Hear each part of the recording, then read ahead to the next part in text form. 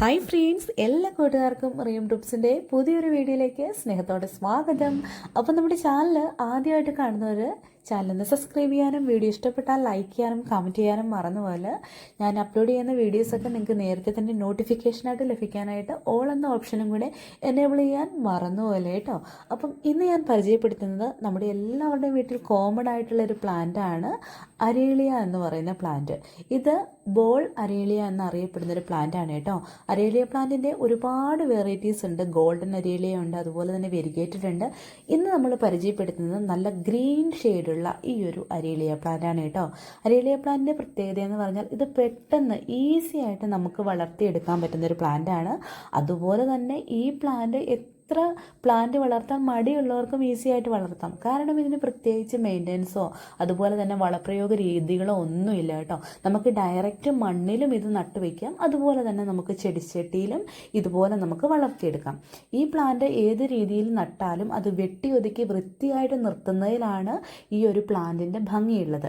നല്ല നേർത്ത ലീഫുകളും അതുപോലെ തന്നെ ലീഫുകൾക്ക് നല്ല തിളക്കവുമാണ് കേട്ടോ. ഈ ഒരു ബോൾ അരേലിയയുടെ ഈ ഒരു ഗ്രീൻ ഷെയ്ഡുള്ള പ്ലാന്റ് ഡയറക്റ്റ് സൺലൈറ്റ് കിട്ടുന്ന സ്ഥലത്ത് വെക്കാൻ പാടില്ല. ഡയറക്റ്റ് സൺലൈറ്റ് കിട്ടിയാൽ ഈ ഒരു പച്ച നിറം മങ്ങിയിട്ട് മഞ്ഞ നിറമായി പോകും. അതുപോലെ തന്നെ ഇതിൻ്റെ ഗോൾഡൻ അരിയിലേക്കൊരു മഞ്ഞ നിറമാണല്ലോ, ആ ഒരു മഞ്ഞ നിറമുള്ള പ്ലാന്റ് ഇനി ഡയറക്റ്റ് സൺലൈറ്റ് കിട്ടാത്ത സ്ഥലത്ത് വെച്ചാൽ അത് ഇതുപോലെ ഗ്രീൻ ഷെയ്ഡുമായിട്ട് പോകും കേട്ടോ. അങ്ങനെ രണ്ട് പ്ലാന്റും തമ്മിൽ വ്യത്യാസമുണ്ട്. അപ്പം ഇതിന് നമ്മൾ ഡയറക്റ്റ് സൺലൈറ്റ് കൊടുക്കരുത്, പക്ഷേ ഗോൾഡൻ അരിയിലേക്ക് നമ്മൾ ഡയറക്റ്റ് സൺലൈറ്റ് കൊടുക്കണം.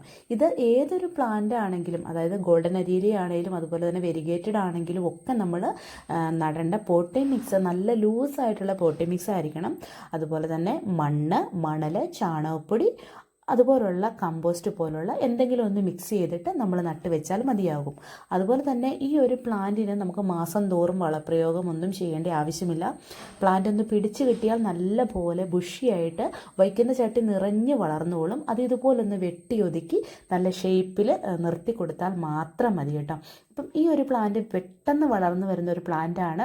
അതുപോലെ തന്നെ ഇതിൻ്റെ വളർച്ച മുരടിച്ച് വല്ലതും നിൽക്കുന്ന രീതിയിൽ നിങ്ങൾ കണ്ടു കഴിഞ്ഞിട്ടുണ്ടെങ്കിൽ ചാണകവെള്ളം കലക്കി നമുക്ക് പുളിപ്പിച്ച് നേർപ്പിച്ച് ഒഴിച്ചു കൊടുക്കാവുന്നതാണ്. അതുപോലെ തന്നെ NPK പോലുള്ള ഫെർട്ടിലൈസറുകൾ ഇലകളിലും ചൂട്ടിലും ഒക്കെ തളിച്ച് നമുക്ക് കൊടുക്കാവുന്നതാണ്. എങ്കിലും ഈ ഒരു പ്ലാന്റ് ബുഷിയായിട്ട് വളർന്നു വരും. അല്ലാതെ തന്നെ നാച്ചുറലി ഈ പ്ലാന്റ് നല്ല ഭംഗിയിൽ വളരുന്നതാണ്. അപ്പം ഇതിന് ഡയറക്റ്റ് സൺലൈറ്റിൻ്റെ ആവശ്യമില്ല, എന്നാൽ ചെറിയ രീതിയിലുള്ള സൺലൈറ്റ് ആവശ്യമാണ് താനും. അപ്പം ഈ ഒരു പ്ലാന്റിൻ്റെ പ്രൊപ്പഗേഷൻ എന്ന് പറഞ്ഞാൽ ഈസിയാണ്. നമ്മൾ ഈ വെട്ടി ഒതുക്കുന്ന സമയത്ത് ചെറിയ ചെറിയ കൊമ്പുകളൊക്കെ വെട്ടിക്കളയില്ല.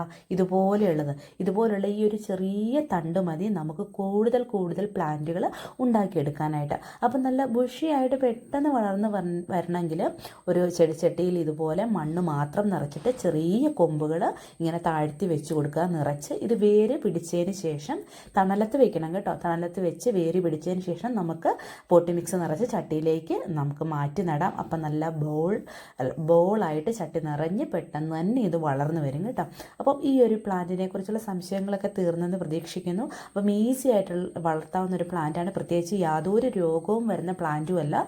മഴയത്തും വെയിലത്തും ഒക്കെ നല്ല ഭംഗിയിൽ വളർത്തിയെടുക്കാവുന്ന, നമ്മുടെ ഗാർഡൻ മനോഹരമാക്കാവുന്ന ഒരു പ്ലാന്റാണിത്. അപ്പോൾ നമ്മുടെ വീഡിയോ ഇഷ്ടപ്പെട്ടെങ്കിൽ എല്ലാവരും തന്നെ വീഡിയോ ഒന്ന് ലൈക്ക് ചെയ്ത് കമൻറ്റ് ചെയ്ത് സപ്പോർട്ട് ചെയ്യാം കേട്ടോ. അപ്പം എല്ലാ കൂട്ടുകാർക്കും ഒരിക്കൽ കൂടി നന്ദി. താങ്ക്